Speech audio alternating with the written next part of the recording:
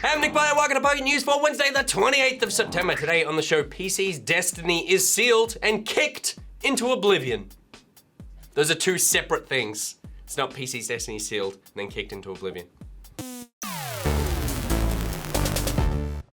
Alright, here's what's been making headlines, and first up, it looks like Destiny 2 will be coming to PC. The Destiny we all know and tolerate is a console exclusive, and cry as they might, PC players never even got a look in. Well, rumors are circling that the in-development sequel will be making the leap to PCs. The rumor first popped up on NeoGAF overnight when user Benny A blatantly betrayed the trust of his friend at Activision. That friend had told Benny a couple of things. Destiny 2 is coming to PC, and Bungie will be getting development help from Activision studio Vicarious Visions. Posts on NeoGAF are hardly reputable, but Kotaku has quoted other sources which gives credence to Benny A's post. And this does seem like a pretty obvious step for the series. Moving the game to PC will open it up to an audience who are way more familiar with that boring MMO grind. Moving on, and Ubisoft developer Michel Ancel is a big old social media tease.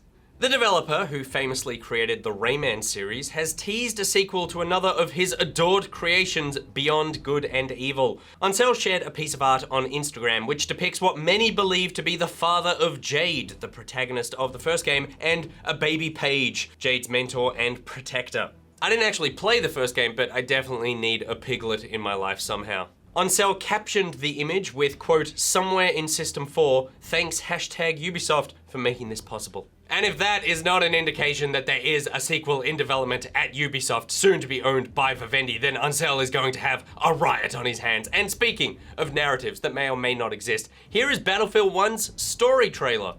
It's about as promising as any Battlefield story trailer could possibly be. Looks like there's quite a diverse ensemble of heroes we'll be playing across different fronts of the Great War. There's a woman with a sword, this dude with a slouch hat, a sad British man, Elon Musk. I think that pretty much sums up World War I. I did love how the trailer focused on very human moments in a big-scale war. All of the in-game clips are a stark reminder of what we'll actually be doing in the game, but hopefully the story and cutscenes can build as much emotion as this trailer promises. Seems to really be capturing that vibe of World War I as a grand adventure, but oh no, you also need to beat a man to death with a paddle.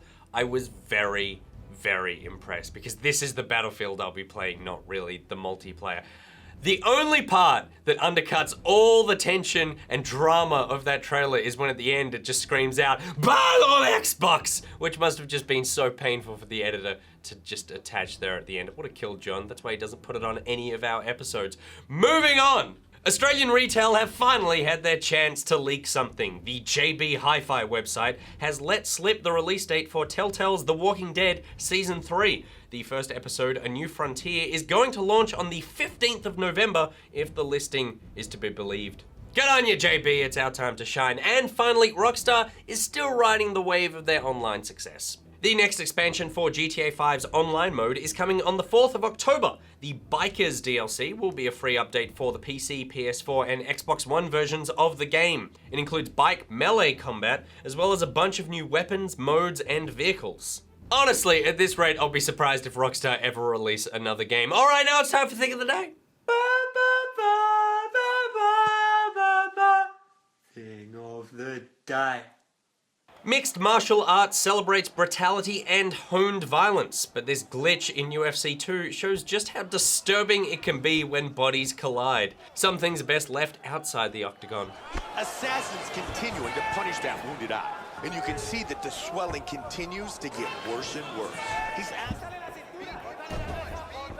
And Eve Levine stands him up.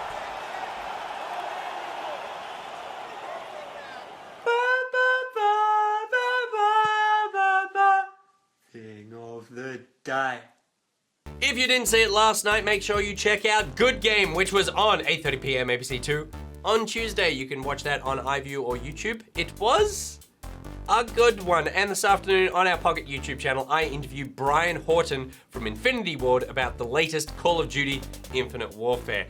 I struggle to breathe, I try not to cough, and I sweat my way through that interview with whatever weird disease I currently have in my body. And now, Brian has in his body. Brian, I'm sorry you had to find out like this. If you are looking for someone to riddle you with a disease, then join the Pocketeers Facebook group and Steam group. There are links to everything I just said in the description below. Today's Thing of the Day graphic was made by Chris O'Shea and my face, and I am disgusted, but also kind of turned on. If you've made a thing just like Chris, then, or maybe not just like Chris, because I feel like the internet can only handle one of those. If you've made a thing kind of different than Chris's thing, please send it in until we next send my Pocketeers Nick by out. Oh god, oh god, of all weeks to get sick.